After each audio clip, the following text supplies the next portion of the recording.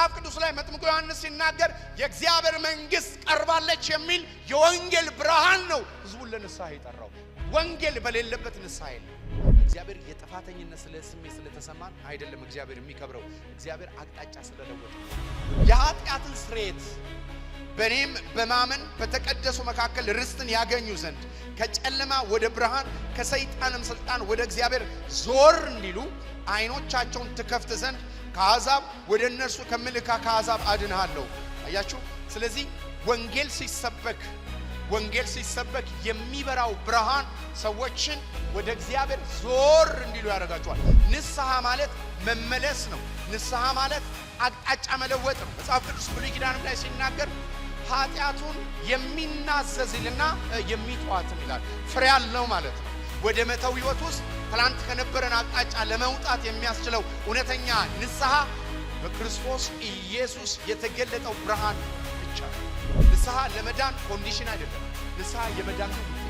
ንስሐ አፍ የሚነገር በደልን ማውራት አይደለም። ንስሐን የሚፈጥረው ትምህርት ነው፣ ስብከት። ያደረግነውን በማውራት አይደለም፣ የተደረገልንን በማየት።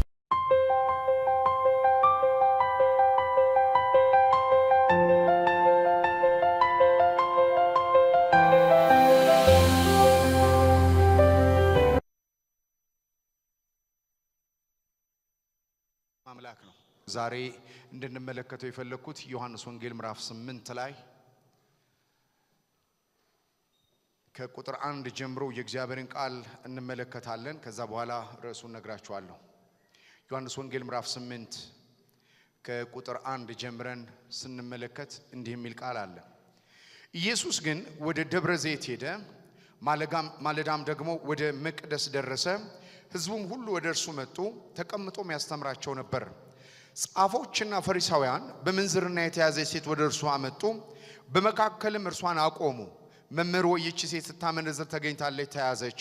ሙሴም እንደዚህ ያሉትን እንዲወገሩ በሕግ አዘዘን። አንተ ስለ እርሷ ምን ትላለህ አሉት። የሚከሱትም እንዲያገኙ ሊፈትኑት ይናሉ። ኢየሱስ ግን ጎንበስ ብሎ በጣቱ በምድር ላይ ጻፈ። መላልሰው በጠየቁት ጊዜ ቀና ብሎ ከናንተ ኃጢአት የሌለበት አስቀድሞ በድንጋይ ይውገራት አላቸው። ደግሞም ጎንበስ ብሎ በጣቱ በምድር ላይ ጻፈ። እነርሱም ይህንን ሲሰሙ ሕሊናቸው ወቀሳቸው። ከሽማግሌ ጀምረው እስከ ኋለኛው አንድ እያሉ ወጡ። ኢየሱስም ብቻውን ቀረም። ሴቲቱም በመካከል ቆማ ነበረች። ኢየሱስም ገና ቀና ብሎ ከሴቲቱ በቀር ማንም ባላየ ጊዜ አንቺ ሴት እነዚያ ከሳሾችሽ ወዴት አሉ? የፈረደብሽ የለምን አላት። እርሷም ጌታ ሆይ አንዳች እንኳ የሉም አለች። ኢየሱስም እኔ አልፈርድብሽም፣ ሂጂ ካሁን ጀምሮ ደግመሽ ኃጢአትን አትስሪ አላት። ይሄ የዮሐንስ ወንጌል ምዕራፍ 8 በእርግጥ ጸጋንና እውነትን ባላንስ አድርገን ከምንረዳባቸው ሐሳቦች አንዱ ይሄ ነው። የዮሐንስ ወንጌል ምዕራፍ 8 ላይ ጌታችን ኢየሱስ ክርስቶስ ወደ ደብረ ዘይት እንደገና ቤተ መቅደስ ውስጥ ሆኖ በጣም ብዙ ሕዝብ በተሰበሰበበት ስፍራ በዓላማ ጥያቄ የተፈጠረባቸው ሰዎች ጥያቄ ለማስፈታት ወይም ደግሞ የፓብሊክ ኮሚኒቲን ሆሊነስ ወይም ደግሞ የማህበረሰቡን ቅድስና ለማስጠበቅ የሚፈልጉ ሰዎች የመጡ ሳይሆኑ ኢየሱስ ክርስቶስን በሕግ መጽሐፍ ሊያጠምዱ የፈለጉ ሰዎች ወደ ክርስቶስ መጡ። ሞቲቭ ይሄ ነው። ሰዎቹ በሕግ አማካይነት ኢየሱስን ሊያጠምዱ እንደፈለጉ እንመለከታለን። ክፍሉ የሚነግረን እሱ ነው። የሚከሱበት እንዲያገኙ ሊፈትኑት ይህንን አሉ ይላል ቁጥር 6 ላይ። ኢየሱስ ግን ጎንበስ ብሎ በጣቱ በምድር ላይ ጻፈ። መጽሐፍ ቅዱሳችን ላይ በዘጸአት 31-32 ላይ ስትመለከቱ ሕግን በተመለከተ መጽሐፍ ቅዱስ ምንድነው የሚለው? ላንብብላችሁ ጥቅሱ። በዘጸአት 31:18 ላይ የእግዚአብሔር ቃል እንዲህ ይላል። ዘጸአት 31:18 ላይ እግዚአብሔርም ከሙሴ ጋር በሲና ተራራ የተናገረውን በፈጸመ ጊዜ በእግዚአብሔር ጣት የተጻፈባቸው ከድንጋይ የሆኑ 2 ምስክር ጽላቶችን ምን አደረገ ነው የሚለው? ሰጠው ይላል። በምን የተጻፈ? በድንጋይ ላይ የተጻፈ በእግዚአብሔር ጣት የተጻፈን ሰጠው ይላል። ይሄ ጌታ ኢየሱስ የሚገኝበት በደብረ ዘይት ቢሆንም ነገሩ የተከናወነው ወይም ሰዎች ይዘውት የመጡ ወደ ቤተ መቅደስ ነው። ስለዚህ ቤተ መቅደሱ ከተሰራበት አንዱ አለት ነው፣ ድንጋይ ነው። ኢየሱስ እዛ ድንጋይ ላይ በእጁ መጻፍ ጀመረ። ያ ዘፍጥረት ላይ ሕግን የሰጠው እየጻፈ እንዲህ አላቸው፣ በዛው በተሰጠው ሕግ ውስጥ አንድ ቃል አለ። ምን የሚል?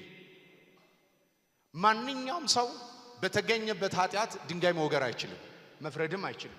የሕጉ መጽሐፍ ይሄን ያዛል። አንድ ሰው በአንድ ሰው ላይ ለመፍረድ ድንጋዩንም አንስቶ ለመፍረድ በዛ ችግር ውስጥ የሌለ መሆን አለበት። ለዚህ ነው ማቴዎስ ላይ ጌታ ኢየሱስ ክርስቶስ በመልእክቱ ላይ አትፍረዱ ይፈረድባችኋል የሚለው ቃል በተመሳሳይ ችግር ያለ ሰው ለሚፈርድ ነው እንጂ ያው ድንጋይ ወገራ ማንኛውም በብሉይ ኪዳን የታዘዘ ነው። ድንጋይ ወገራውን ማድረግ አለባቸው። ግን በምንዝርና ከናንተ መካከል ያልተያዘ ሰው ካለ ይውገራት አላቸው። አይቶ የተመኘ አመነዘረ ስለሚል ያሉ ሰዎች በሙሉ እንደዛ ሆነው ተገኙ በአጋጣሚ። ስለዚህ እያንዳንዳቸው ኢየሱስ የሳበው ካርታ እንደሚያገኛቸው አወቀ። ያን ሕግ የጻፈው ማን ነው? ራሱ ኢየሱስ ነው። ስለዚህ እኔ ስጽፍ እኔ ከሆነ የጻፍኩት በፈለጋችሁበት መልኩ ልተረጉሙት አይገባም። እኔ ከጻፍኩበት ከሕጉ አንዱ ይሄ ነው አላቸው። በጣም የሚገርመኝ ቃል ኢየሱስ ክርስቶስ በድንጋይ ላይ በሚጽፍበት ሰዓት ላይ ያ የብሉይ ኪዳኑ ጸሐፊ እኔ ነኝ የሚል ትርጉም ብቻ አይደለም ያለው። ሁለት ጊዜ ነው የጻፈው። አስተውላችሁ እንደሆነ ክፍሉ ሁለት ጊዜ ነው የጻፈው። ክፍሉ ላይ ልመልሳችሁና ሁለት ጊዜ እንደጻፈ ተመልከቱ። ዮሐንስ ወንጌል ምዕራፍ 8 ላይ እንመልከት።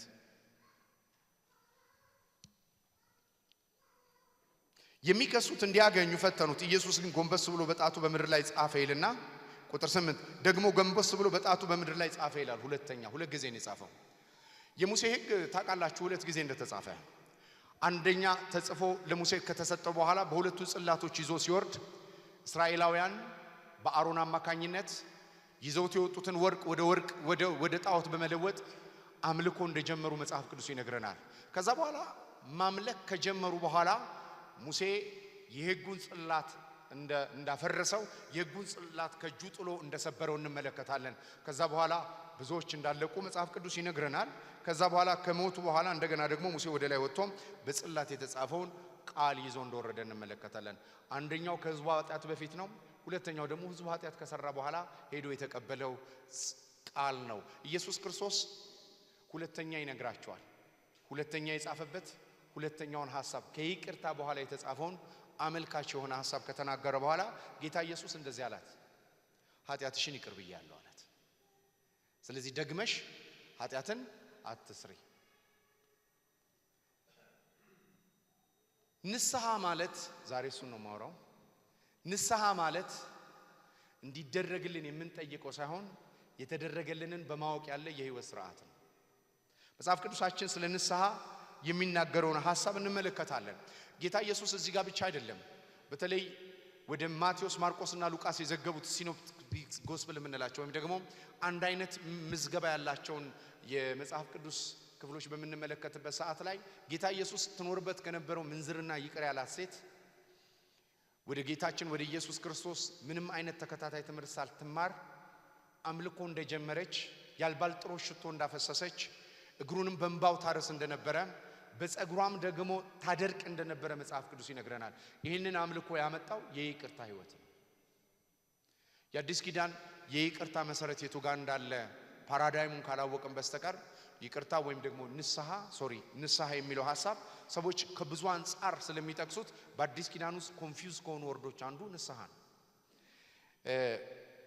ንስሐን በተመለከተ አንዳንድ ጊዜ ሰዎች ሲሰሟቸው እንደዚህ ይላሉ። ለመዳን ንስሐን ቅድመ ሁኔታ ሲያደርጉ እንመለከታለን። ንስሐ ካልገባ አንድ ሰው እንደማይድን እንመለከታለን። አዲስ ኪዳን ግን ንስሐ ገብተን የምንድንበት ሳይሆን የድነታችን ውጤት ነው። እመጣበታለሁ። ሁለተኛ፣ አንዳንድ ጊዜ ሰዎች ጸሎታቸው እንዳይያዝ በመጀመሪያ የጸሎታቸውን ዋነኛ የሚያደርጉት ኃጢአትን መናዘዝ ነው። ኃጢአታቸውን ይናዘዛሉ ወይም ንስሐ ይገባሉ። ንስሐ ጸሎት እንዳይዘጋ የመጀመሪያው አድርገው ያስባሉ። ስለዚህ ንስሐ ምን ሆኗል? በእግዚአብሔር ቤት ውስጥ የገባንም ያልገባንም ሪቹዋል ሆኗል፣ ወይም ደግሞ ሃይማኖታዊ ስርዓት የምናደርገው ነው። እና አንዳንድ ጊዜ እንዲሁም ሰዎች ንስሐ ሲገቡ በጅምላና በችርቻሮ ነው የሚገቡት። ሳውቅ የበደልኩትን ሳላውቅም የበደልኩትን ይቅር በለኝ። ስለዚህ ንስሐ ማለት ሰዎች ለይቅርታ የሚጠይቁት ባወቁትም ባላወቁትም ኮንዲሽናል አድርገው የሚጠይቁት ነገር እንደሆነ እንመለከታለን። አዲስ ኪዳን ግን እንደዚያ ያስተምረን፣ የንስሐን ኮንሰፕት እንዳያስተምረን። መጽሐፍ ቅዱስ በመጀመሪያ ንስሐ የሚለው ቃል ሁለት የግሪክ ቃላቶች ይይዛል። የሁለት የግሪክ ቃላቶች አሉት። ስለዚህ መማር ያስፈልገን ለምንድነው? የብዙዎቻችን ህይወት አሁን ለምሳሌ ንስሐ የለም አለ። ንስሐ እንገባለን። ንስሐ ግን የትኛው ንስሐ ነው የምንገባው? ምን አይነት ንስሐ ነው? በክርስቶስ ኢየሱስ አዲስ የተወለደ ማህበረሰብ ምንም ነገር አንመልከት። ዲስፔንሴሽናል አንሆን፣ መጽሐፍ በዘመን አንተርጉም፣ ምንም አይነት ነገር ትምህርት አይኖረን። መስቀሉ ግን አንድን ነገር ለማድረግና ላለማድረግ ቦርደራችን ነው። እኔ መስቀልን ሁሉ ጊዜ ሳስበው ኬላ ነው የሚመስለኝ። ሰው ብድግ ብሎ ከሐረር ወደ አዲስ አበባ ሲመጣ ብዙ ኬላዎችን ያልፋል። የጌታችን የኢየሱስ ክርስቶስ መስቀል የፍተሻ ጣቢያ ነው። የማይገቡ ትምህርቶች አሉ። አሁን አንዳንድ ሰዎችም ሚዲያ ላይ ሲያወሩ ሰማቸዋለሁ። እኛ በክርስቶስ ኢየሱስ የዳነው ሕግን ልንፈጽም ነው የሚሉ ሰዎች አሉ። ችግር የለውም ይፈጽሙ። የእንስሳ መስዋዕት ግን ሲያርዱ ማየት አለብን። የእንስሳ መስዋዕትን አያጠቃልልም ሕግ አያጠቃልልም። ገብቶኛል። መንፈሱ ምን ማለት እንደሆነ ገብቶኛል። የአዲስ ኪዳን ሕግ አንድ ነው፣ ፍቅር ነው። አዲስ ኪዳን ውስጥ የክርስቶስ ሕግ የሚባለው አንድ ነገር ነው፣ ፍቅር ነው። ፍቅርን በተመለከተ ደግሞ በመንፈስ ቅዱስ አማካይነት በልባችን የፈሰሰ ነው። ይሄ በልባችን የፈሰሰው መንፈስ ቅዱስ በህይወታችን ውስጥ መስራት ሲጀምር የምናፈራው ፍሬ የመንፈስ ፍሬ ይባላል። የመንፈስ ፍሬ ፍቅር ይላል። ሌሎችን የሚያፈራው ይሄ ነው። ስለዚህ የአዲስ ኪዳን ፍሬ የመንፈስ ፍሬ ይባላል። የህይወት መስተጋብራችን መገለጫ የተቀበልነው ተካፍለነዋል የምንለውም የመለኮት ባህሪ ፍቅር ይባላል። ስለዚህ አዲስ ኪዳን ፐርስፔክቲቭ ይሄንን ነው የሚናገረው። አንዳንድ ጊዜ በክርስቶስ ኢየሱስ አዲስ ፍጥረት ሆነው የተወለዱ ጌታን በጣም የሚወዱ ሰዎች በማያቋርጥ የንስሐ ህይወት ውስጥ በመጠመድ ንስሐን ለመግባት በመሞከር በህሊናቸው የጥፋተኝነትና ያለመብቃትን ስሜት ከማዳበራቸው የተነሳ የአእምሮ ጭንቀት የሚይዛቸው ሰዎች አሉ። እግዚአብሔር ቤት ውስጥ በንስሐ ስም ማለት ነው። ንስሐ ምንድነው? ስለዚህ ማወቅ አለብን ማለት ነው። ከእያንዳንዱ የህይወታችን መስተጋብር ጋር የተገናኘ ነው። ብናቆም ባናቆም ልምምዶቻችን ውስጥ አለ። መጽሐፍ ቅዱሳችን ላይ ሌላ ጊዜ ሲኖረን ራሱ እግዚአብሔር የገባቸው ንስሐዎች አሉ። እግዚአብሔር ደግሞ ንስሐ ልግባም ያለበት ጊዜ አለ። እግዚአብሔር ንስሐ ገብቶ ያውቃል። መቼ? ሰውን በመፍጠሩ እግዚአብሔር ምን አለ ይላል? ተጸጸተ ይላል። ከዛ በኋላ ደግሞ መጽሐፍ ቅዱስን በመንመለከተበት ሳሙኤልም እንደሚነግረን መሳፍንትም ላይ እንደምንመለከተው ልዑሉ አይጸጸትም የሚልም ቃል እንመለከታለን። በምን አውድ ነው ለእግዚአብሔር የተነገረው? ሌላ ጊዜ እናወራለን፣ ሰፊ ሐሳብ ስለሆነ። በሁለተኛ ሰው ከሰው ጋር ባለው የይቅርታ ህይወት ወይም የንስሐ ህይወት ላይም ሌላ ጊዜ እናወራለን። ግን አሁን እኛ ከእግዚአብሔር ጋር ባለን ህብረት ውስጥ ያለው ንስሐ ነው በዚህ ክፍል ላይ ማውራት የፈለኩት። ንስሐ የሚለው ቃል ሁለት የግሪክ ቃላቶችን ይወስዳል። አንደኛው ቃል ሜሎማይ የሚል ቃል ይጠቀማል። ሁለተኛው ቃል ደግሞ ሜቶኒያ የሚል ቃል ይናገራል። ይሄ ሜሎማይ የሚለው ቃል ንስሐ ከጸጸት ብቻ አንጻር የተጠቀሰ ነው። መቆጨት፣ ማዘን፣ መጸጸት የሚለውን ቃል የሚይዝ ሐሳብ አለው። በእርግጥ ንስሐ በምንገባበት ሰዓት ላይ ሐዘን ሊኖረው ጸጸት ሊኖረው ይችላል። ግን የንስሐ ግብ ግን ሐዘንና ጸጸት አይደለም። የንስሐ ግብ ሜቶኒያ የሚለውን የግሪክ ቃል ሁለተኛውን ይይዛል። መጽሐፍ ቅዱስ ላይ ያዘኑ ግን ያልተለወጡ ሰዎች እናያለን። አዝነው ያልተለወጡ ሰዎች አሉ። አዝነው ራሳቸውን ያጠፉ ሰዎች አሉ። በከባድ ጊልቲነስ በጥፋተኝነት ስሜት ህይወታቸውን ያጠፉ ሰዎች አሉ። ሃይማኖት ትልቁ ድራይቭ ፎርሱ ጊልቲነስ ነው። እና አንዳንድ ጊዜ አንዳንድ መልእክቶችን ሰምቼ ስጨርስ ከዚህ መልእክት ምንድነው ጭብጥ ያገኘሁት ብትሉ አለመብቃት ሊሆን ይችላል። መውጫ የሌለው ትምህርት አለ። መብቂያ የሌለው ትምህርት አለ። ከክርስቶስ የማይነሳ በክርስቶስ የማይደመድም ትምህርት አለ። ስለዚህ ሰዎች ይሄንን ተምረው ሲወጡ ምንድነው ይዞት የሚወጡት ሁሉ ያስጨንቀኛል። ስለዚህ መጽሐፍ ቅዱሳችን ላይ በመንመለከተበት ሰዓት ላይ ማቴዎስ ወንጌል ምዕራፍ 27 ቁጥር 3 ላይ የተጸጸተ ሰው እናያለን። ሁለት የተጸጸቱ ሰዎች ላይ ያሳያቸው። አንደኛው የተጸጸተው ይሁዳ ነው፣ ሌላው ደግሞ ጴጥሮስ ነው። ይሄ በማቴዎስ ወንጌል ምዕራፍ 27 ላይ ተጠቅሶ የምንመለከተው ይሁዳ በጣም ተጸጸተ። ያፈሰሰው ደም የንጹህ ደም እንደሆነ አወቀ። ገንዘቡንም በትኖ መለሰላቸው፣ ራሱንም አንቆ አጠፋ ይላል። ራሱንም አጠፋ ይላል። በዓለም ላይ በኑሮ ጥሩ የሆኑ ገበያቸው መልካም የሆነ በዓለም ላይ ያሉ ሰዎች ምንድነው ችግራቸው ብትሉ፣ ሰዎች በኑሮ በህይወት ጥሩ ነገር ላይ ይደርሱና ግን በሚሰጣቸው የዲሞክራሲ መብት ሁሉን ማድረግ ይጀምራሉ። የመናገር ነፃነት፣ ሌላውንም ነገር የማድረግ ነፃነት፣ ጾታ የመቀየር ነፃነት፣ ያደርጉና መጨረሻ ላይ ሲመጡ የኃጢአት አንዱ መገለጫ ሆፕለስነስ ነው፣ ተስፋ መቁረጥ ነው። እዚህ አፔክስ ላይ ከደረሱ በኋላ ሱሳይድ ኮሚት ያደርጋሉ። at the same time በሌላ ዊንግ ብዙ ጌታን የሚወዱ ከእግዚአብሔር ጋር ጥሩ ነገር ያላቸው ግን ያለ መብቃትና እግዚአብሔርን የማሳዘን ስሜት ያላቸው ሰዎች ሱሳይድ ኮሚት ሊያደርግ ይችላል። አማኝ ሱሳይድ ሊያደርግ ይችላል። ዲፕሬስድ ሊሆን ይችላል። ስትረስፉል ሊሆን ይችላል። ክርስትና ለምን ብለን ስናስብ የንስሐ ትምህርታችን ትክክለኛ ካልሆነ፣ ንስሐ ምን ማለት እንደሆነ ካላወቀ፣ የበደለኝነት ስሜት የጥፋተኝነት ስሜት ሰዎችን በእጃቸው የራሳቸውን ህይወት ዋጋ እንዲያስከፍሉ ሊያረጋቸው ይችላል እና ቬሪ ሲሪየስ ነው ማለት ነው። ይሄ ያደገብን ከሄደ የጸጸተኝነትና የበደለኝነትን ስሜት የመፍጠር አቅም አለው። ስለዚህ በዚህ ክፍል ላይ የምንመለከተው ይሁዳ ላይ የተፈጠረው ይሄ ነው። ከመልካምነት ከበጎነት ከፍቅር ውጪ ኢየሱስ አሳይቶት አያውቅም። ግን በህይወቱ ላይ ያለውን ስህተት ለማረም ሄደበት መንገድ ራሱን ነው ያጠፋው። ሌላ መጽሐፍ ቅዱሳችን ላይ ልክ ኢየሱስንም የረገመ ሰው እንመለከታለን። ሁለት ደቀ መዛሙርቶች ናቸው በእንዲህ አይነት ፈተና ውስጥ ያለፉት። ቶማስ በር ሲዘጋ የማውስ መንገደኞች ሲሄዱ ሌሎቹ መርከባቸውን ሲያነሱ፣ ሁለት ደቀ መዛሙርቶች ግን በክህደት ውስጥ ተገኝተዋል። አንደኛው ከሃጂ ይሁዳ ነው፣ ሁለተኛው ግን ራሱ ጴጥሮስ ነው። የጴጥሮስ የክህደት ህይወት ምን አይነት ህይወት ነው ብትሉ፣ መርገም ኢየሱስን ረገመው ይላል። በማን ፊት ረገመ? በገረድ ፊት ኢየሱስን ረገመ ይላል። ግን ጌታ ኢየሱስ እንደዚህ ያለ፣ ዮና ልጅ ስምዖን ሆይ ሰይጣን እንደ ስንዴ ሊያበጥር ፈለጋለሁ። በምን? በጸጸት። እኔ ግን ስላንተ ማለድኩ አለው። የኢየሱስ ምልጃ ሪስቶር አረገው። አያችሁ?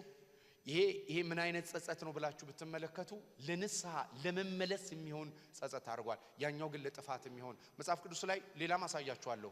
ቆሮንቶስ ላይ በሐዋርያው ጳውሎስ የታገደ ሁለተኛ ቆሮንቶስ ላይ እንደ ዓለም ያለው ሐዘን ሞት አለበት ይላል። እንደ ዓለም ያለው ጸጸት ሞት አለበት። እንደ ዓለም ያለው የጥፋተኝነት ስሜት ሞት አለበት። ስለዚህ በንስሐ ስም የጥፋተኝነትም ስሜት ገደብ ሊኖረው ይገባል። እግዚአብሔር የጥፋተኝነት ስሜት ስለተሰማን አይደለም እግዚአብሔር የሚከብረው፣ እግዚአብሔር አቅጣጫ ስለለወጥን ነው የሚከብረው። አሜን ነው።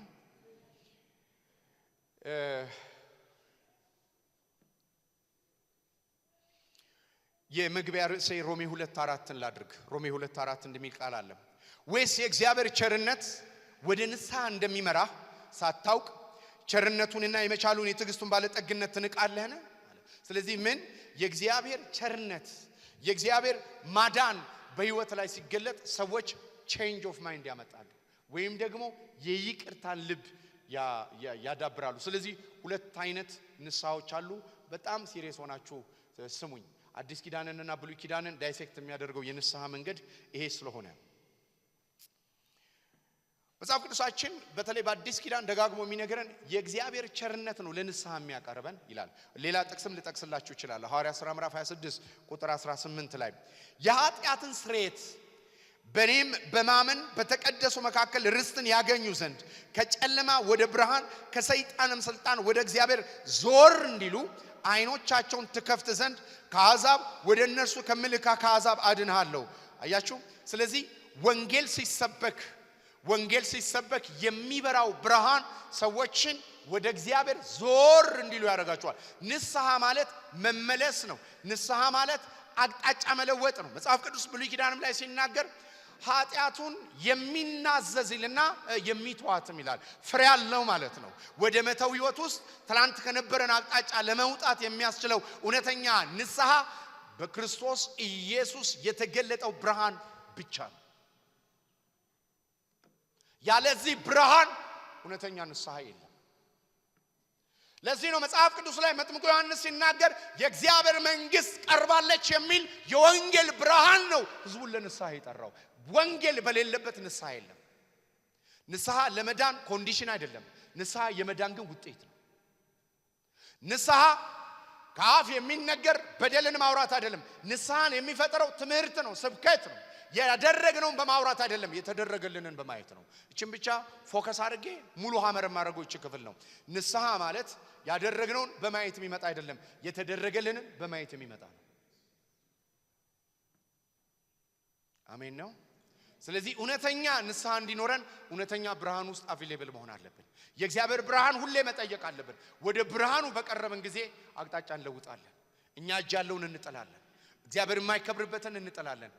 ይሄንን የሚያደርገው ግን ብርሃኑ ነው። ለዚህ ነው የልቦና አይኖቻችሁ ሲበሩ ተብሎ የተጻፈልን። በጨለማ ላይ ብርሃን በራ የሚለውም ለዚህ ነው። ስለዚህ የእግዚአብሔር ብርሃን ነው ህይወታችንን ለንስሐ የሚያደርገው። ንስሐ ጌታን ስንቀበል ወይ ጌታ ለመቀበል አይደለም፣ ህይወታችን እንዳለ ንስሐ ነው። የንስሐ ግብ የልጁን መልክ መምሰል ነው።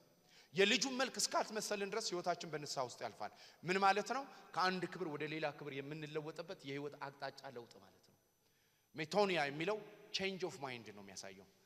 ቼንጅ ኦፍ ማይንድ ነው።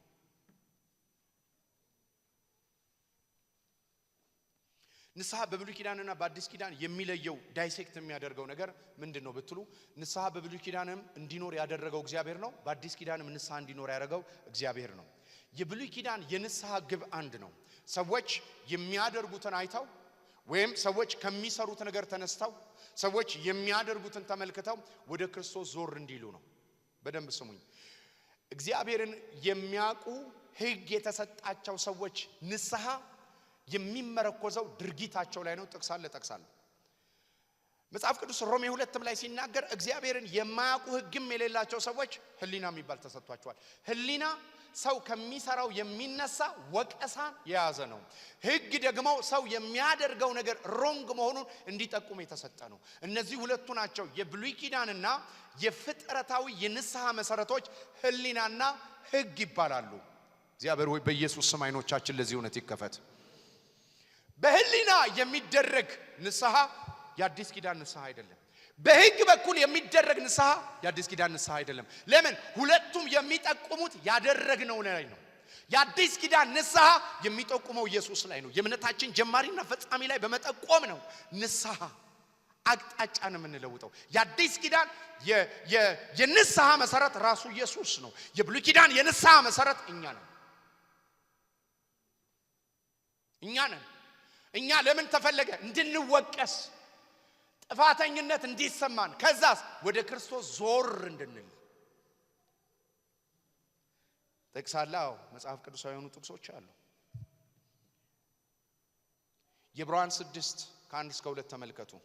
ስለዚህ የክርስቶስን ነገር መጀመሪያ የሚናገረውን ቃል ትተን እንዳትመሰረቱ የተባለበት የብሉይ ኪዳን ኤሌመንተሪ ሆኖ ክርስቶስን በጥላነት የሚያመለክተው። በደንብ ስሙን። እኛ ህግን እንድንጠብቅ ነው ወይ የዳነው? ኢንዲፔንደንስ ምን ማለት እንደሆነ መብራራት ይፈልጋል። አንደኛ እየተነገረን ያለ ነው በፍቅር ህግ እንድንኖር ከሆነ እውነት ነው። በተረፈ ግን በብሉይ ኪዳን ላይ የተመሰረቱ ኢየሱስን በጥላነት የሚያመለክቱ አሉ። አይቀጥሉም። ሰንበት ማክበር አይቀጥልም። የእንስሳ መስዋዕት አይቀጥልም። የቤተ መቅደስ ሥርዓት አይቀጥልም። ቅድስተ ቅዱሳን አደባባይ ያሉ ዕቃዎች አይቀጥሉም። ሃይማኖቱ የተመሰረተበት የህጉ ዋነኛ ኮር የሆኑ ነገሮች አይቀጥሉም። ለምን? በጥላነት ኢየሱስን አሳይተዋል። ይቀጥሉ ካለን ኢየሱስ ላይ ሻዶ ሊፈጥሩ ነው። ስለዚህ ኢየሱስ ስለመጣ ጥላዎች አገልግሎታቸውን ጨርሰዋል። ጥላዎች አገልግሎታቸውን ጨርሰዋል። ግን ኢየሱስ ክርስቶስ ሲያስተምረን ህግ ሁሉ በሁለት ዋነኛ ማሰሪያ ይጠቀለላል ብሏል። በፍጹም ልብ፣ በፍጹም ነፍስ እግዚአብሔር አምላክን ውደድ። በፍጹም ነፍስ፣ በፍጹም ሐሳብ እግዚአብሔር አምላክን ውደድ ብቻ አይደለም፣ ባልንጀራህንም እንደራስህ አድርገህ ውደድ። ህግ በዚህ ተፈጽሟል ይላል። ስለዚህ የህግ መጠቅለያ ይሄ ከሆነ ሰው እግዚአብሔርን ከወደደ ለእግዚአብሔር መሰጠት አይቸገርም። ሰው ባልንጀራውንም ከወደደ ክፉ በባልንጀራው ላይ አያደርግም። ስለዚህ የህግ ማዕቀፎች እነዚህ ከሆኑ እውነት ነው። በአዲስ ኪዳን እንደ ሮሜ 5:5 ላይ የእግዚአብሔር መንፈስ በእኛ ላይ ፈሷል፣ እነዚህን እንድንኖር ተሰጥቷል። ፍቅር ደግሞ አሁን ለኛ ትእዛዝ አይደለም። ፍቅር የሚባል ወርክ ውስጥም እንዳገቡ ፍቅር ለሚባል ወክ ነው የተጠራ ነው። ወርክና ወክ ይለያያል። አሜን። ለምሳሌ በሰውነቴ ውስጥ አንድ ፈክሽናል ያልሆነ የሚቸገርበት አካል ካለ በተረጃ አካል ይረዳል። እጄ ላይም ይሁን እግሬ ላይ ሆነ ነገር ቢያቃጥመኝ በመመረኮዝበት ይረዳል። ስለዚህ ምን እያረኩ ነው ማለት ነው? በመርጃ ወርክ እያረኩ ነው። ለምን? ስለሌለኝ ፈክሽናል ስላልሆነ። እኔና እናንተ ግን ወክ ነው የምናደርገው። ለምን? ስለተገጠመብን። ፍቅር ተገጥሞብናል። ስለዚህ ፍቅር እደጉ ነው እንጂ የምንባለው ፍቅር ይኑራችሁ አይባልም። ስፋትና ርዝመቱ ከመታወቅ በሚያልፈው ከክርስቶስ ፍቅር እንድትሞሉ እንድትገለጡ ዲስፔንስ እንድታረጉ ነው እንጂ አዲስ ኪዳን ትምህርት ፍቅር እንዲኖራችሁ አዲስ ኪዳን ትምህርት አይደለም። ስለዚህ ትተን የሚል ቃል አለ። ምን እንተው? ምንድነው ከምንተዋቸው ውስጥ አንዱ። ስለዚህ ክርስቶስ ነገር የመጀመሪያ የሚናገረውን ቃል ትተን ምን እንተው? ወደ ፍጻሜ እንሂድ፣ መሰረትን ደግመን አንመስረት። እርሱ ከሞተ ስራ ንስሐ ነው ይላል። አንዱ ተው የተባልነው ከሞተ ስራ ንስሐ ነው። ከሞተ ስራ ንስሐ ማለት ስራችንን እያዩ ንስሐ መግባት ማለት ነው። እሱን ተው ተብለናል። ሰጥ ያው እሱ ነው እኛ ጋር ንስሐ የገባ ነው። እባካችሁ እንዲህ አይነት በደል ፈጽመናልና ንስሐ እንግባ እና እግዚአብሔር ይሄንን ንስሐ ሰምቶ ነው ይቅር የሚለን አይደለም። ይቅርታ የምንቀበለው እንጂ የምንጠይቀውም አይደለም። በመጀመሪያ እኛ በሌለንበት ነው ይቅር የተባለው ነው እንዴ? እናንተ ይቅር የተባላችሁት መስቀል ላይ ከሆነ እናንተ ነበራችሁ እንዴ? አስተዋጽኦም የለንም። ይቅርታ የምንቀበለው ነው እንጂ የምናዋጣውም የምንጠይቀውም አይደለም። ሳትጠይቁት ይቅር ተብላችኋል። ይሄ ሁሉ ዓለም እየተቸገረ ያለው ለምንድን ነው ብትሉ ይቅር እንደተደረገለት ስላላወቀ ነው። እና ለይቅርታ እየሰራ ስላለ ነው ያለፈው። ስለዚህ ይቅርታ የምንጠይቀው ሳይሆን የምንቀበለው ነው። ይቅርታ በሉ እስቲ። አቤት በወረደ ድምጽማ አይደለም። ይቅርታ የምጠይቀው ሳይሆን የምቀበለው ነው አይደለም። መስቀል ላይ የተሰሩ ነገሮች መዋጮ አያስፈልጋቸውም። ማንቀሳቀሻ አንኮንዲሽናል ፕሮሚሶች ናቸው። አንኮንዲሽናል ዊሎች ናቸው። የእግዚአብሔር በቅድመ ሁኔታ ያልታጠረ ፍቃዱ ነው። ግን ለተቀበሉት የሚላላ ያልተቀበሉት ልክ እንደ ድነት ይቅርታን ተቀበሉ። እኔና እናንተ በሌለንበት ሆኖ ክርስቶስን ማዕከል አድርጎ ከዓለም ጋር ታርቅ ያለው አለው እግዚአብሔር። በመጀመሪያ የታረቀንም የኛን ንስሐ ሰምቶ አይደለም። በደንብ ስሙኝ እሺ። ምክንያቱም ይሄን ነገር ክሪቲካሊ ማየት ስላለብን ፍርድ ቤት ሄድኩ፣ ጥፋት አጥፍቻለሁ እና ፍርድ ቤት ቀረብኩ። ከቀረብኩኝ በኋላ አማረ አዎ እንዲህ አይነት ወንጀል አርጋል አዎ አርጋለሁ። እንዲሁም ፍርድ ቤቱ የማያውቀው ማብራራት ይችላል። ወንጀሉን ለማድረግ እንዲያርጌ በእንዲገብቼ በእንደዛ አርጋለሁ አምኗል ብሎ ይተወኛል። አየ ስለዚህ ጥፋትን ማመን ይቅርታ ያመጣም። ይቅርታን ያመጣው የኢየሱስ ደም ነው። ደም ሳይፈስ ሬት የለም። ጀስቲስ ከሌለ ይቅርታ ሊኖር አይችልም። እና እኔ የሰራሁትን ነግሬ ይቅር የተባልኩ ሰው አይደለም፣ ደም ፈሶ ይቅር የተባልኩ ሰው ነኝ። ወንጀል ሳይቀጣ እግዚአብሔር አላጸደቀንም። ወንጀልን ቀጥቷል። ደም ሳይፈስ ሬት የለም ያለው እግዚአብሔር ነው። በርግጥ ከዚህ ከ16ኛው ክፍለ ዘመን ከሪፎርሜሽን ከጊዜ ጀምሮ በጣም የእግዚአብሔር ቁጣ እየተብላላ ስለሚወራ የእግዚአብሔር ፍቅር ላይ ነገር ይችላል። ግን እግዚአብሔር ኃጢአትን የሚበቀልበት ትልቁ ምክንያት ኃጢአት ከኔቸሩ ውጪ ስለሆነ ነው። ኃጢአተኛን አድኖ ኃጢአትን ይበቀላል። እግዚአብሔር በኃጢአት ላይ ያለው አቋም ፍርድ ነው፣ አይለወጥም። የፈለገ እግዚአብሔር ፍቅር መሆኑንም ብናቅ ከባህሪው ውጪ የሆነው ነገር ላይ እግዚአብሔር ለፍርድ ነው። ስሙ ይባረክ። ታዲያ ይቅርታ የምጠይቀው ካልሆነ እዚህ ክፍል ላይ ግን ከሞተ ስራ ንስሐ የሚል ቃል አለ። ምንድነው ከሞተ ስራ ንስሐ? በደንብ ስሙ።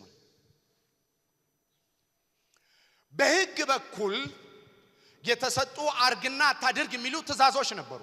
የሰው ልጅ እንዲፈጽማቸው የተሰጡ ትእዛዞች። ሰዎች ግን እነዚህን ትእዛዞች አልፈጸመም። ስለዚህ ምን ማድረግ ጀመረ? ስራው ሙት መሆን ጀመረ። ስለዚህ ሁሉ ጊዜ እግዚአብሔር ጋር ይመጣል። የእንስሳ መስዋዕት ይዞ ይመጣል። ሙት ለሆነው ስራ እያለ የእንስሳ ደም ያፈሳል። ህሊናው ግን ከሞተ ስራ ነፃ አይወጣም ይላል። የኢየሱስ ደም ግን ከሞተ ህሊና ነፃ ያወጣል ይላል። በሌላ አማርኛ ደም ፈሶልኛል ይልና ለንጹሃን ንጹህ አይደለ? ህሊናችንን ከኃጢአታዊ ድግግሞች ስራ ነፃ የሚያወጣው የክርስቶስ ኢየሱስ ደም የሰራውን በማሰብ ውስጥ ያለ እንጂ ስራችንን በማሰብ አይደለም። ስለዚህ የሞተ ስራ በብሉይ ኪዳን ከምን የመጣ ነው ብትሉ ከሞተ ስራ ንስሐ የሚለው ሰዎች የመጽሐፉ አቅጣጫ አርግና አታድርግ የሚለው አቅጣጫ የሚያሳየው የሰዎችን ድርጊት ስለሆነ ነው። በጎነት በሰው ውስጥ እንደሌለ ኃጢአተኛ እንደሆነ ከእግዚአብሔር ስታንዳርድ ከእግዚአብሔር ኢላማ ሚስ ስላደረገ ሐማርቲያ የሚለው ቃል ሲን የሚለው ቃል እሱ ነው። ከእግዚአብሔር ስታንዳርድ በታች ሰው እየኖረ እንደሆነ ስለሚያው ሁሉ ጊዜ በህይወቱ ላይ ምን ያደርጋል? አለመብቃትን እግዚአብሔር ሆይ በድያለሁ፣ እግዚአብሔር ሆይ ጥፋተኛ ነኝ ምኑን እያየ ድርጊቱን እያየ ስራውን እያየ ስለዚህ ሁሌ ምን ያገኛል? የኃጢአትን ስሬት ሁሌ የበደለኝነትን ስሜት በመያዝ ወደ አቶንመንቱ ወይም ኃጢአት ወደ ማስተሰረይ ይመጣል። አንዳንዶች እንዲሁም በዛ ቀን ይላል መጽሐፍ ቅዱሳችን ሲናገር ጸጉሮቻችሁን ንጩ ደረታችሁንም ድቁ ይላል። የኩነኔን ጥግ ከስራቸው አለመብቃትና ስራቸው የርግማን ውጤት እንደሆነ የሰው ስራ የርግማን ውጤት እንደሆነ ወይም የተረገመ እንደሆነ የሚያዩበትና የሚያሳዩበትን ሕግ ነው የተሰጠው። ስለዚህ ሁሌ ከሞተ ስራ ንስሐ ይገባሉ። አሁን ፐርስፔክቲቭ የተፈለገው ለምንድን ነው? ከሞተ ስራ ንስሐ እንዲገቡ የተፈለገው ብሉይ ኪዳን ሕጉ የተሰጠበት ሰው አለመብቃቱን እንዲያቀም እኔም ጻድቅ ነኝ እንዳይጫወት የበደለኝነት ስሜት ያስፈልገዋል። ከዛ ምን ይላል? ከዚህ የኃጢአተኝነት ስሜትና ከዚህ የበደለኝነት ስራ ማን ያወጣኛል ብሎ በጠላነት ሕጉ ኢየሱስን ስለሚጠቁም ነው። ክርስቶስ ከመጣ በኋላ ግን የንስሐ ኮርነሩ ተለወጠ። ምን ተባለ? የምስራች ተብሎ ወንጌል ሲሰበክልን ለምሳሌ ተመልከቱ። አንድ ሰው አለ። ለምሳሌ ፓስተር ሄኒን ምሳሌ ልውሰድ። ስለ ፓስተር ሄኒ ቀርባችሁ ስታውቁ ስለ ፓስተር ሄኒ ያላችሁን አመለካከት ተለውጣላችሁ። ንስሐ ማለት እሱ ነው። ሄኒን በማየት ስለ ሄኒ ያላችሁን አመለካከት ተለውጣላችሁ። ከዛስ በኋላ ስለ ሄኒ የነበራችሁ እናንተ የምታስቡት ሐሳብ እሱን በማየት ይለወጣል። አዲስ ኪዳን ልጁን በማየት ነው ንስሐ። አያችሁ ኦልድ ቴስታመንት ሕግ አይደል የተሰጠን? ከሕግ ውጪ ንስሐ መግቢያ የለማ። ታዲያ ሕጉ ምንድነው የሚነግረን? በደለኛ መሆናችን፣ ኃጢአተኛ መሆናችን። ስለዚህ የንስሐ መነሻችን ስራችን ነው። አዲስ ኪዳን ደግሞ የተጠራ ነው ወደ ልጁ መንግስት ነው። ወደ ልጁ ነው የተጠራ ነው። የንስሐ መንገዳችን ማን ነው? ኢየሱስን ነው። ልጁን ባየን ቁጥር ሁሉ ጊዜ ቼንጅ ኦፍ ማይንድ እናሳያለን። ለዚህ ነው የእግዚአብሔር ምህረትና ርህራሄ ለንስሐ ያበቃቸዋል የሚለው። የተደረገልን ምህረት የንስሐ መነሻ ነው። ሞቲቬሽን የንስሐ ግራውንዳችን ሞቲቬሽን ምንነሳሳበት ምንነቃቃበት ክርስቶስ ነው። ስለዚህ ሰው ግብሩን እያየ ንስሐ ከገባ አለመብቃትን ሲሆን ሰው ክርስቶስን እያየ ንስሐ ከገባ እውነተኛ የአዲስ ኪዳን የንስሐ መሰረቶች እነዚህ ናቸው ማለት ነው። ስለዚህ የሞተ ስራ የሚለው ዴድ ወርክ የሚለው ክራይስት ወርክ ጋር ሪሌቲቭሊ ያስቀመጠ ነው። የዕብራውያን ጸሐፊ የንጽጽር መጽሐፍ ነው። ዴድ ወርክ የሞተ ስራ አማረ የሚሰራው የኢየሱስ ስራ ክርስቶስ የሰራው። ስለዚህ ለንስሐ የክርስቶስ ስራ ይሻለናል። የኛ ስራ የክርስቶስን ስራ በማየት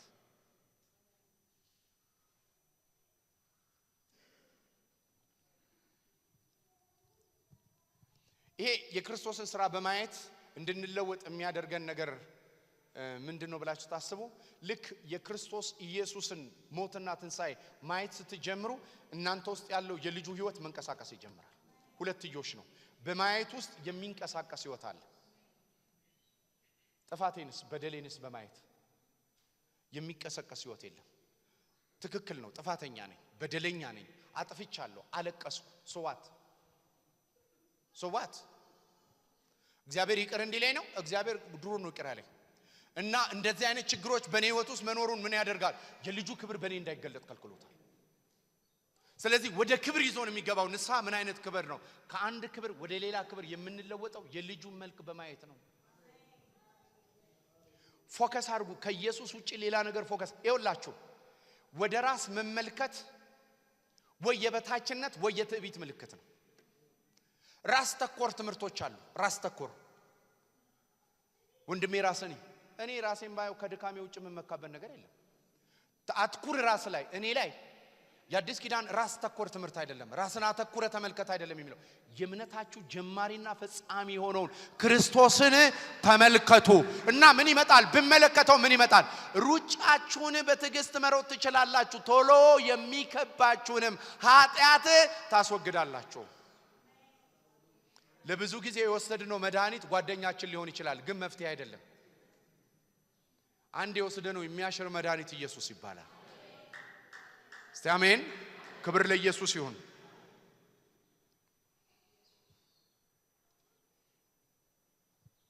የኢየሱስ ክርስቶስ ስራ ሁሉ ጊዜ በህይወታችን ውስጥ ፍሬ ያፈራል አይደል? የዕብራውያን ጸሐፊ በምዕራፍ 4 ቁጥር 10 ወደ ረፍት የገባ እግዚአብሔር ከስራው እንዳረፈ ያርፋል ይላል። አያችሁ፣ ይሄ ከሞተ ስራ ማረፊያ መንገድ እግዚአብሔር ራሱን ከስራ ያረፈበትን መንገድ መምረጥ ነው። እግዚአብሔር እንዴት አረፈ ስትሉ በክርስቶስ ስራ። እኔና እናንተም የምናርፈው ከዚህ ስራ ነው። ሌላ ይሄ የንስሐ ውጤት ስትራይቪንግ ነው። የውሳኔ ሰው ነገ ከነገ ጀምሮ እግዚአብሔር ሆይ ከነገ ጀምሮ እዚህ ነገር ውስጥ አልገኝም ዲሳይድድ እናረጋለን ነገ ደግሞ ይበዛል የኔ ነገር ይበዛል እንደሚለው ይበዛል ከዛ በቃ ያቀተንና መዝሙርን እንመርጣለን ከዚህ ሟች ስጋ ማን ይለየናል እኔስ በህይወቴ ልበረታ ፍላጎቴ ነው ጧት ማታ ምናምን ይያልን ደግሞ የጸሎት ስፍራችን የቁዘማ ስፍራ አትሞስፈሩ ራሱ ዲሞኒክ ነው የሚሆነው እኔ ቁዘማ አልወድም ጌታ ምስክሬ ካስለቀሰኝም የሚያስለቅሰኝ የኢየሱስ ፍቅር ይሆናል እንጂ ይሄ መፍትሄ የሌለበት ዙፋን አባትነት በሚሰየፍበት ዙፋኑ ፊት ተንበርክኮ የዙፋኑ ያልሆነ ወሬ ማውራት ልክ አይደለም ያዕቆብንም እንባቆምንም እግዚአብሔር ከልክሎታል ጥያቄዎች ይዞ ጥያቄ አለኝ በጥያቄ ነው የመጣሁት ምናምን ብሎ ብዙ ስነ መለኮቶችን ደርድሮ እንዴት ጻድቅ እንዲያዩን ምናምን ብሎ ከገባ በኋላ ከብቶች ከጋጣ ይታጧል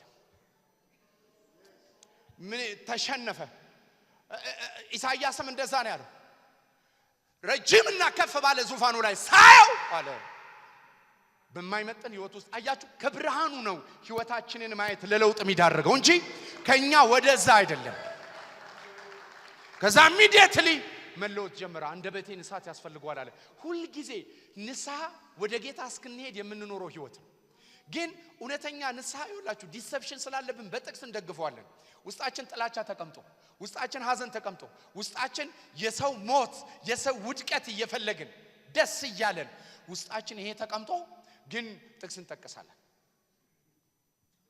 በባሪያው ላይ የሚነሳ ይደቃል ተላለ ዝም ብለ እዛና እዚህ የተጠቀሰ ተቀሳለ በባሪያው ላይ ካልኩ አንተ ራሱ በባሪያው በኢየሱስ ጋር በማይመጠን ህይወት የደቀቅን ነበርን በተደረግንበት ምረት አያችሁ ምን አይነት መንፈስ እንደሆነልን እንኳን እንደማናቅ ግን ጥቅስን ጠቅስና ውስጣችን ላለው ላለመብሰላችን ለመራርነታችንና ለልጅነታችን ጥቅስን ጠቅሳለን ከዛስ በኋላ በቃ ተከንችረን እንኖራለን ግሪነን ፍሬ የለንም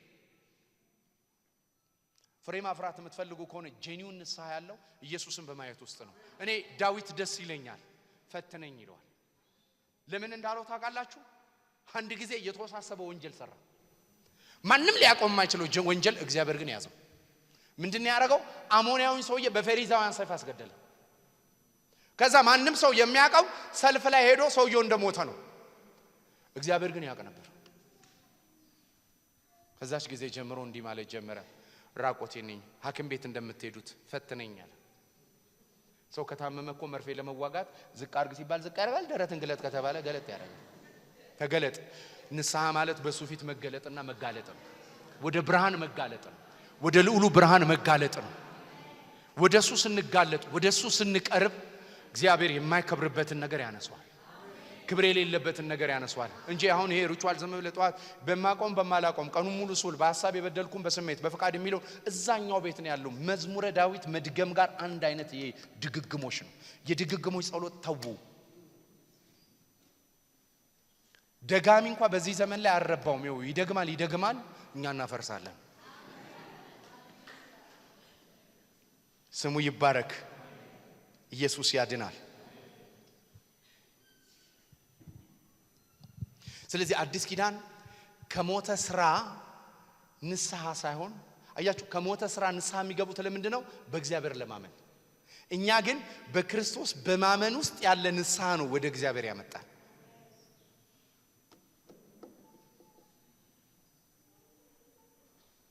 ኢየሱስ ያድናል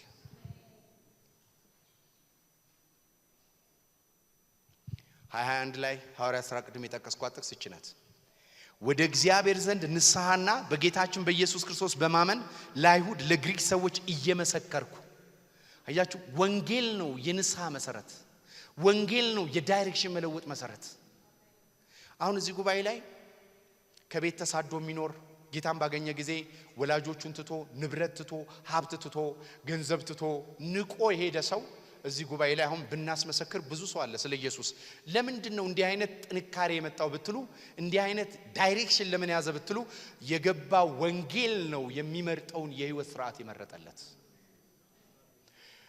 ሙሴ ሁሌ መነግራችሁ ሙሴ በቤት ውስጥ ሲያድግ ሁለት ድምጽ እየሰማ ነው ያደገው የፈርዖን የልጅ ነው የሚል ድምጽ አለ እንደገና ደግሞ ሌላ ድምጽ አለ ምን የሚል ክርስቶስ የሚባል ዘር ካንተ ይመጣል የሚል ድምጽ እየሰማ ነው በእነዚህ ሁለቱ ድምጾች ውስጥ እያደገ ያለ በጌታችን በኢየሱስ ክርስቶስ የሚመጣውን ዘር ሲመለከት የፈርዖንን ቤት ናቀው እውነተኛ ንስሐ ደጋግመን ስለምንሰራ መስቀሌ ነው እግዚአብሔር ሆይ ያው ደጋግሜ ታጠቤ ጨቃም ዝፍቅ እዛው ዝፍቅ ድብቅ እያለን የምንኖርበት ህይወት አይደለም። ክርስትና የቪክትሪ ህይወት ነው። የልጅነት ባህሪ የሚሻርበት ህይወት ነው። እስቲ አሜን። ምግል መገን ከጌታ ቤት ከመጣው ጀምሮ ሰልፍ ይሄ ነው። በቃ በህይወቴ ዘመን ብለ እንደ ማንነት እንዴት ትጠሩታላችሁ? በእናንተ ውስጥ ያለው አንድ ማንነት ነው፣ ክርስቶስ ነው። እግዚአብሔር ለድካማችን መስቀል እንጂ ያዘጋጀው ትንሣኤ አላዘጋጀም ወይም አላጠመቀውም። ከኛ ጋር አብሮ ወራሽ አላረገው። የሥጋ ሥራ አይወርሰን፣ ይሻራል። የሥጋ ሥራ ይሻራል በሉ። አናጠምቀውም፣ ጓደኛ አናደርገውም፣ አንደኛ አናደርገውም። ስለዚህ የንስሐ መስመር ይሄ እንደሆነ እንመለከታለን። ሌላ ሶስተኛ ነገር ልንገራችሁ፣ መልእክቴን እየተቀለልኩ ልሂድ። ንስሐና መንፈሳዊ ብስለት ሁለቱ የተለያዩ ናቸው። ንስሐ ማለት በቀጥታ የሚነካው አእምሯችን ነው። ብርሃን ሜቶኖያ የሚለው ቃል ቼንጅ ኦፍ ማይንድ ነው። የገባብን ዕውቀት ያቅጣጫ ለውጥ ነው። አንዳንዴ ያቅጣጫ ለውጠን ባህሪያችን ላይ ለውጥ ጸባያችን ላይ ለውጥ ይችላል። ጸባያችን ይለወጣል። ምክንያቱም ያቅጣጫ ለውጥ ካገኘን የባህሪ ለውጥ የሚከተል ነው። ብዙ ጊዜ ንስሐ ማለት የባህሪ ለውጥ አይደለም። ንስሐ ማለት ያቅጣጫ ለውጥ ነው፣ የእይታ ለውጥ ነው። ነገሮችን የምንመለከትባቸውን ለውጦች መለወጥ ነው። መጽሐፍ ቅዱሳችን ይሄንን በግልጽነት ያስረዳናል፣ በግልጽነት ይነግረናል። ብዙ ጥቅሶችን እዚህ ላይ መጥቀስ ይቻላል። ሌላ አራተኛ ሐሳብ ልንገራችሁ። ንስሐ ስለገባን አይደለም ሄዳን ነው፣ መዳናችን ነው ለንስሐ ይዳረገን። ለምሳሌ አሁን አንዳንድ ሰው ሲመሰክር ሰምታችኋል። ወንድም ያታጭስ፣ አትጠጣ፣ አትቃም፣ ከዛስ ንስሐ ገባ፣ ከማጨስ ንስሐ ገባ ትድናለህ ይለዋል። አልተባለም። ወንጌል እንደሱ አይደለም። ንስሐ ሁሌ ፈጎሱ ሰውየው የሚሰራው አይደለም፣ እግዚአብሔር ለሰውየው የሰራው ነው። ወንጌል ሰው የሰራውን ማሻሻያ አይደለም፣ እግዚአብሔር የሰራውን እመኑት። ወንጌሉን እመኑት። ወንጌሉ ሰው ይለውጠናል ማለት እኔ የለወጠኝ ወንጌል ነው። እናንተንም የሚለውጣችሁ ወንጌል ነው። አደንግጡ፣ በሰው ቢሄቪየር አደንግጡ፣ ሰዎች ባለባቸው የህይወት እስራት አደንግጡ። ዝም ብለ ወንጌል ተናገር። እስራት የማይበጥሰው ወንጌል የለም። ክርስቶስ የማይወርሰው ወንጌል የለም። ሰዎችን ለብርሃን አቬሌብል አድርጓቸው። ሰዎች ወደ ብርሃን መምጣት አለባቸው። ለዚህ ነው መጽሐፍ ቅዱስ ሰዎች የማይለወጡበት አንዱ ምክንያት ለብርሃን አክቲቭ ስለማይሆኑ ነው። የሚመጣውን ዓለም ብርሃን መቀበል ላልፈለጉ ሰዎች ለውጥ የለም። ብርሃኑ የመለወጥ አቅም አለው። ሰዎች በትውልዱ መካከል ያለውን ጨለማ ይፈሩና የሚሰብኩት ምን ይሆናል? ሳያውቁት ማለት ነው። የባህሪ ማሻሻያ። አረ ተው እየተበላሸን ነው። አረ ይሄ ምክር እኮ ነው፣ ምክር ነው። ወንጌልና ምክር ይለያያል። ወንጌልና ምክር ኮምፕሊትሊ ይለያያል። ቤተክርስቲያን ውስጥ ወንጌል ተትቶ ምክር ነው የተጀመረው። ምክር ለምሳሌ ይሄ ሁሉ ጉባኤ የማይመለከተው አንድ ሰው ላይ ያለ የህይወት ችግር ካለ ብቻውን ጠርተን መምከር አልሰማ ካለ መንከር ነው። ወደ ህልውናውስ ማለት ነው። ዘፈቅ አድርገን ከህልውና ጋር ስናገናኘው ምን ሆኜ ነው ይላል። ወደ እዝነ ልቦናው ይመለሳል፣ ወደ እውነተኛው ማንነቱ ይመለሳል። በተረፈ ግን ሙሉ ጉባኤ ሰብስበን በማይመለከተው መምከር የለብንም። ይሄን የጸጋ ወንጌል ብቻ ያዳምጥ፣ ወደ ሌላ ክብር መግባት ይጀምራል። ምክንያቱም የክርስቶስ ኢየሱስ ፍቅር ሲገባ ሰልፍለስ ነው የሚያረጋችሁ። ደግሞ ትምህርት በሰው ውድቀት ላይ አይሰራም። ፕሮፌሽናል አትሁኑ። አንዳንድ ሰው በሰው ድክመት ላይ ነው ታዋቂ አስተማሪ የሚሆነው። ኖ ፕሪች ዘ ጎስፔል። ያልዳነ ብዙ ሰው አለ። በጨለማ የተቀመጠ ብዙ ሰው አለ። በሞት መሄድ ብዙ ሰው አለ። በአሰራር እየተነቃቀፈን መኖር የለብንም። ጊዜ ሊያንሰን ይገባል። ወንጌል ስንሰብክ ጊዜ ሊያጥረን ይገባል። ስለ ህልውናው ስናወራ ጊዜ ሊያጥረን። ባይ ዘ ዌይ መስበክ ፕሮፌሽን እኮ አይደለም። እዚህ ጋር ቆመን የነካኝን ነው የምነግራችሁ። እኔ ውስጥ እኔን ያሸነፈኝን እውነት ነው። ስብከት የሚወጣው እኮ ከቀመስ ነው መሆን ያለበት፣ ከዳሰስ ነው። ስለዚህ እኔ የቀመስኩትና የዳሰስኩት ይሄን። በሁለተኛ ዓለም ላይ ያለን ቤተክርስቲያን ሁሉ ለመለወጥ አትነሱ። አልተሰጣችሁ። ይሄ የማንም ስራ አይደለም። እኔ የተሰጠኝ ቦታ ይሄ ነው። ከዚህ ውጪ ስፌርም የለኝም። ብዙ አይነት ቤተክርስቲያን ሊኖር ይችላል። የሱ የሆኑትን የሚያጌታ ነው። ወንጌል ስበክ ነው የተባልኩት። በቃ እኔ ባጭሩ ኢየሱስን ለትውልድ ንገር ነው የተባለው። የምስራች ኢየሱስ ክርስቶስ አዳኝ ነው። ያድነናል። በቃ እኛ እዚህ ላይ ነው ማተኮር ያለብን። ከዛ በተረፈ ግን ኢየሱስ በሚወደው መውደድ ሰዎችን ሁሉ ውደዱ። ከፍቅር አትጉደሉ፣ ውደዱ፣ ሰዎችን ውደዱ። እግዚአብሔር የሰው ልጆችን ለመውደድ ያወጣው ክራይቴሪያ ራሱ ፍቅር ስለሆነ ነው። እኔና እናንተ ጋር ያለው ፍቅር ሰውን መውደድ የምንጀምረው ሰውየው ተወዳጅ ስለሆነ አይደለም፣ እኛ ውስጥ የሚወድ ማንነት ስላለ። እስቲ አሜን። ውደዱ። ስለዚህ ንስሐ የምንገባው ለይቅርታ ሳይሆን ይቅርታው ነው ንስሐ ያስገባል። የተደረገልን ይቅርታ የማይገባንን ይቅርታ ስላገኘን ንስሐ ገባን። የእግዚአብሔር ምህረት ነው ንስሐን ያመጣልን። ሐዋርያት 3:26 ስለናንተ አስቀድሞ እግዚአብሔር ብሌታናውን አስነስቶ እያንዳንዳችሁን ከክፋታችሁ እየመለሰ ይባርካችሁ ዘንድ ከክፋታችን እየመለሰ እየባረከን እሱ ነው የንስሐ ውጤታችን። ስሙ ይባረክ።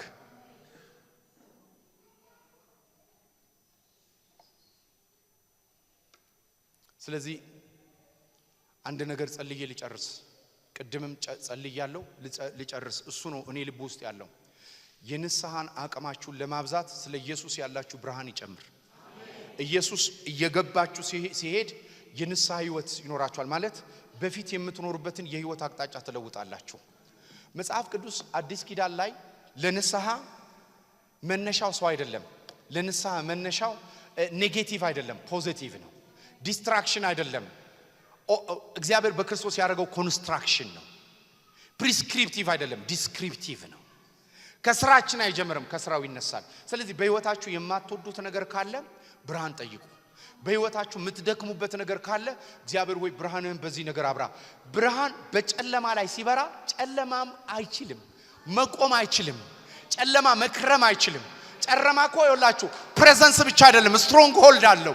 አንድ ነገር ላይ ደጋግመን እንድናረግ ደጋግመን እንድንኖር የሚይዝ ታይራይን ፓወር አለው።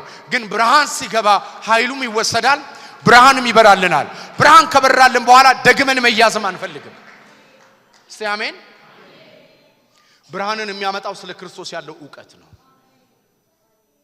አንድ ሰው ይሄን ነግሬያችሁ ምናልባት የወረደ ምሳሌ ከሆነ ምህረት አድርጋችሁልኝ በዚህ ልጠቅልል።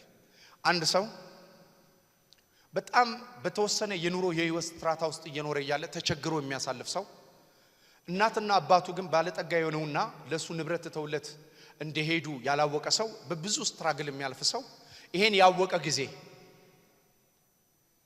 ሰውየው ለመስራት ነው የሚነሳሳው ወይስ ባወቀ ጊዜ ህይወቱ ይደክማል? አያችሁ፣ ከሚያደክማችሁ ነገር የምትወጡት እግዚአብሔር በክርስቶስ ያዘጋጀው ትሬዠር አለ፣ የተዘጋጀ ግሎሪ አለ፣ የተዘጋጀ ክብር አለ። በሰማይ ብቻ አይደለም፣ በምድርም ኢተርኒቲን የሚነካ ብቻ አይደለም፣ ታይምና ስፔስም ላይ የሚገለጥ ይሄ ክብር አለ። ዛሬ ይሄ በጌታ በኢየሱስ ስም ህይወታችሁ ላይ ይብራ። ከኢየሱስ ውጪ ሌላ ነገር አትስሙ፣ አደባልቁ። አሜን ነው። ክብር ለኢየሱስ ይሁን። ለክፋት፣ ለአመጽ፣ ለጨለማ እኔ ውስጥ ያለው መጨረሻ ነው ሌላ ክፋት መጨመርበት የኔ መቻለቀ የኔኮ ገና ተቀድቶ አላለቀም። በብርሃኑ ብርሃንን ያያየው ከህይወት ላይ አመጽና ጨለማ ገና እየተነጠቀ ነው። አንዳንድ ጊዜ እንደምላችሁ ነው፣ ሁሉ ጊዜ አንዳንድ ጊዜ ደና ሰው ነኝ ብዬ የማስበው ሰውዬ በሆነ መንገድ ላይ ሳልፍ የሆነ ነገር ሲገለጥ ሳይ ወይኩ ይሄ ደግሞ የትኛው መጋዘን ውስጥ ተዘግቶበት ነበር ነው ምለው። እንዴት አይነት ማንነት ነው ላሉ ስትራግል ሲያደርገኝ ስመለከት ከዛ በኋላ ራሴን ለብርሃኑ አሰጣለሁ። ዛሬ ይሄ ብርሃን ህይወታችሁ ላይ ይግባ። ኢየሱስ ያድናል። አያችሁ፣ ይሄ ብርሃን ነው። ለዚህ ነው ሁሉ ጊዜ ሃምብልነስ የሚጠይቀው። ወደ ልጁ ክብር ለመድረስ የሚያስፈልገው ሃምብልነስ ይጠይቃል። የእውቀት ጥግ ላይ አልደረስንም፣ የመገለጥ ጥግ ላይ አልደረስንም። እኛ መድረስ ያለብን የልጁ መልክ ላይ ነው። ወደ ልጁ መልክ ነው የምናድገው። ዛሬ ይሄ ብርሃን በኢየሱስ ስም ህይወታችሁ ላይ ይግባ። ምናልባት ዛሬ ያለ ሰው ካለ፣ ዛሬ የመጣ ሰው ካለ በጨለማ ላይ ብርሃን ይብራ ተብሎ የተነገረ የዚህ ዓለም ገዢ የማያምኑትን አእምሮ አሳወረ እንደሚል ዛሬ በኢየሱስ ስም አይኖች ይከፈቱ፣ ህይወታችሁ በብርሃን ይያዝ። የእግዚአብሔር ቃል እያነበባችሁ ብርሃን ይብዛላችሁ። ራሳችሁን ለዚህ ብርሃን ማቅረብ ይብዛላችሁ። ቃሉ ጋር የምታሳልፉበት ህይወት ይብዛላችሁ። በጸሎት የምታሳልፉበት ህይወት ይብዛላችሁ። በቅዱሳን መካከል የምታሳልፉት ህይወት ይብዛላችሁ። በብልቶች መካከል ደካማ የሚሆን የሚመስላችሁ በቅዱሳን ህብረት ውስጥ መናገር ሲጀምር ያልተሰራ ቤታችሁ ይሰራል። ያላያችሁትን ብርሃን ታያላችሁ። ኢየሱስ በአንድ ህይወት ውስጥ አይደለም። እግዚአብሔር ልጅ ኢየሱስ ተሰራይቶ በሁላችንም ህይወት ውስጥ አለ። የልጁ ህይወት ይናገረናል። የልጁ ህይወት ያናግራችኋል። ዛሬ በኢየሱስም በዚህ ህይወት ውስጥ ማደግ ይሁንልን። እናመሰግናለን። ስለዚህ ህብረት እናመሰግናለን። ከሃይማኖት አርነት አውጣን። ሙት ከሆነ አሰራር ነፃ አውጣን። ከማይሰራ ልምምድ አውጣን። ህይወት ከማይገለጥበት ልምምድ አውጣን። የንስሐ ምንጫችን ኢየሱስ ይሁን። የዘላለም ህይወት ምንጫችን ኢየሱስ እንደሆነ የእውነተኛ ንስሐ ልምምዳችን ኢየሱስ ይሁን። ኢየሱስ የጸሎት መጀመሪያና መዝጊያ አይደለም፣ ትምህርታችን ነው። ክርስቶስ ትምህርታችን ነው። ንስሐ ስንል እሱን ነው።